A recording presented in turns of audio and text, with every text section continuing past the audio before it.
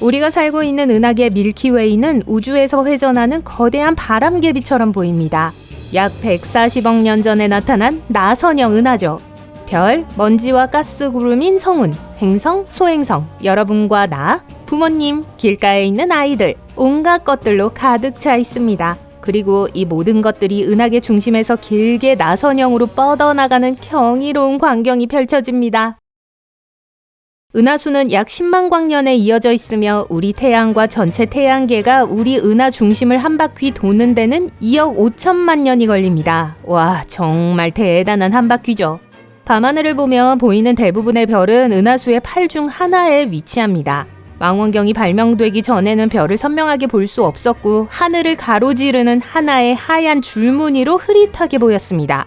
마치 우유가 흐르는 강처럼 보였죠. 그래서 밀키웨이라는 이름이 생겼어요. 이제 매우 흥미로운 최근 뉴스를 소개해드리겠습니다. 국제과학자팀이 은하수 중앙에 숨겨져 있는 지금까지 본 적 없는 무언가를 발견했습니다. 마치 모스 부호처럼 생겼어요. 우리 은하계가 우리와 소통하려고 하는 걸까요? 1980년대 초 천문학자들은 궁수자리 A별 근처에서 수직으로 매달려 있는 거대한 1차원 필라멘트를 발견했습니다. 바로 우리 은하 중심의 초질량 블랙홀이죠. 그리고 최근에는 새로운 종류의 필라멘트가 발견되었습니다. 그러나 그것들은 훨씬 더 짧고 수평 또는 방사형으로 놓여 있습니다. 다시 말해 블랙홀로부터 멀어지면서 바퀴살처럼 퍼져나가고 있어요. 흥미롭게도 두 가지 유형의 필라멘트가 특정 유사점을 가지고 있지만 연구원들은 이들이 서로 다른 기원을 가지고 있을 가능성이 높다고 생각합니다. 수직 필라멘트는 은하계를 가로질러 뻗어 있으며 높이가 150광년까지 솟아 있습니다. 하지만 수평 필라멘트는 모스부호의 대시와 점과 비슷해요. 과학자들은 이 발견을 했을 때 흥분을 감추지 못했습니다. 하지만 그 구조가 실제로 어떻게 생겼는지 확인하기 위해 많은 연구를 해야 했습니다. 그들은 필라멘트가 무작위가 아니라 블랙홀의 유출과 관련이 있다는 것을 확인했습니다. 덕분에 블랙홀의 회전과 엄청난 중력의 영향으로 블랙홀 주위에 형성된 물질의 응축 원반의 방향을 연구할 수 있게 되었죠. 하지만 우리가 이야기했던 필라멘트를 좀 더 자세히 살펴보겠습니다. 약 1000개의 수직 필라멘트가 있습니다. 이들은 쌍으로 군집을 이루고 있으며 종종 하프의 현처럼 같은 간격으로 또는 나란히 있습니다. 수평 필라멘트의 경우 약 600만 년 전의 것으로 추정됩니다. 두 가지 유형의 필라멘트는 모두 1차원적입니다. 전파로 볼 수 있죠. 그리고 그들은 은하 중심에서 일어나는 과정과 관련이 있는 것 같아요. 비슷한 점은 그게 다예요. 수직 필라멘트는 은하 평면의 수직입니다. 수평 필라멘트는 평행합니다. 그러나 동시에 그들은 은하 중심과 블랙홀을 향해 방사상으로 향하고 있습니다. 수직 필라멘트는 자성을 띠고 있습니다. 수평 필라멘트는 열 복사를 방출하는 것처럼 보여요. 수직 필라멘트에는 빛의 속도에 매우 가까운 속도로 움직이는 입자가 포함되어 있습니다. 수평 필라멘트는 그렇지 않습니다.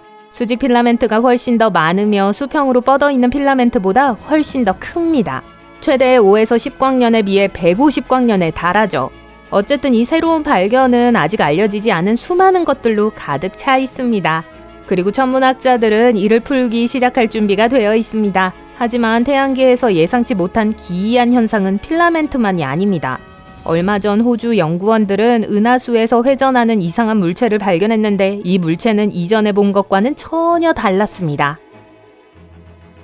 이 물체는 매시간 3번씩 엄청난 양의 전파 에너지를 방출했습니다. 펄서처럼 켜졌다 꺼지는 다른 물체도 있지만 이렇게 빈번한 맥동은 이전에는 관찰된 적이 없었습니다.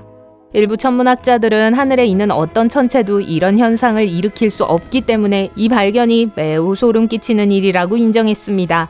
연구팀은 이 발견에 대한 연구를 시작했고 이 천체가 지구에서 4000광년 떨어진 곳에 있을 가능성이 높다는 사실을 알아냈습니다. 또한 이 천체는 매우 밝고 자기장도 엄청나게 강합니다. 하지만 모든 계산을 해보면 20분마다 그런 전파를 생성할 만큼 충분한 전력을 가지고 있지 않다는 것을 알 수 있습니다.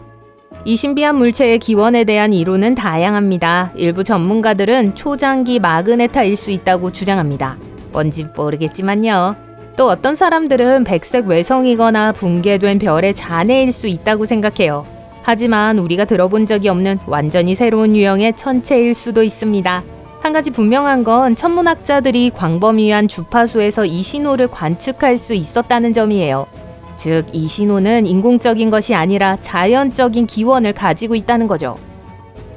밀키웨이에 대한 또 다른 미스테리가 있습니다. 정말 신비로운 곳이에요. 약 15년 전 천문학자들은 페르미 감마선 우주 망원경을 발사했습니다. 감마선은 엄청나게 높은 에너지의 빛 형태입니다. 그렇기 때문에 직접 눈으로 관측하는 것과 감마선 망원경을 통해 하늘을 관측하는 것은 극적인 차이를 보입니다. 천문학자들이 망원경을 사용하기 시작했을 때 우리 은하 중심이 외곽보다 훨씬 더 많은 감마선을 방출한다는 사실을 발견했습니다. 간단히 말해 은하수 한가운데서 무언가가 엄청나게 밝게 빛나고 있었다는 거예요. 가장 당혹스러운 것은 거의 10년 동안 아무도 이 현상에 대한 그럴듯한 설명을 찾을 수 없었다는 것입니다.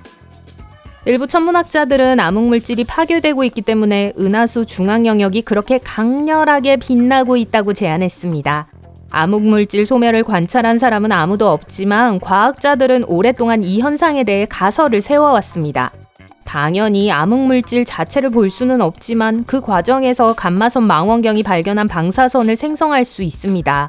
암흑물질 입자가 입자 가속기에서 일반 물질 입자가 충돌하는 것처럼 충돌하면 서로 소멸할 수 있습니다. 그 결과 감마선을 구성하는 입자를 포함한 다른 입자들이 소나기처럼 쏟아져 나올 겁니다. 하지만 문제는 바로 여기에 있습니다. 신비로운 빛이 암흑물질의 소멸로 인해 생성되었다면 감마선 입자는 우주에 고르게 분포되어야 합니다.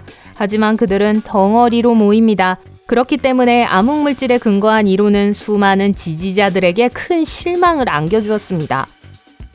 은하수가 빛나는 이유에 대한 다른 설명이 있습니다. 그 원인은 엄청나게 빠르게 회전하는 중성자별인 밀리초 펄서 그룹일 수 있습니다. 여기서 빠르다는 말은 초당 약 1000번을 의미해요. 빛이 밀리초 펄서에 의해 발생한다는 이론은 꽤 그럴듯합니다. 앞서 언급했듯이 거기서 나오는 빛은 매끄럽지 않고 뭉쳐 있으며 광원이 펄서와 같은 하나의 개별 물체일 때 종종 발생해요. 여러 연구에 따르면 빛의 특성으로 인해 밀리초 펄서가 이 현상을 가장 잘 설명할 수 있다고 결론지었습니다. 그러나 많은 과학자들은 여전히 동의하지 않습니다. 증거를 원하죠. 우선 그들은 별과 우주선 사이의 가스 상호작용으로 인해 빛의 덩어리가 나타날 수 있다고 말합니다. 게다가 펄서 이론에는 한 가지 더 문제가 있습니다. 왜 그렇게 많은 별들이 은하수 중심 주위에 완벽한 구형으로 모여 있을까요? 아마도 우리 은하를 공전하는 별들의 무리가 은하의 중력에 의해 파괴되었을 수도 있습니다. 그 결과 펄서를 포함한 이러한 유출된 별들은 나중에 은하수 중심 주위에 구형 껍질을 형성했습니다. 그러나 사실 전체 그림은 펄서나 암흑물질과는 완전히 다른 것처럼 보입니다. 과학자들은 해답보다 더 많은 의문을 남겼고 이제 남은 것은 더 많은 연구와 테스트뿐입니다.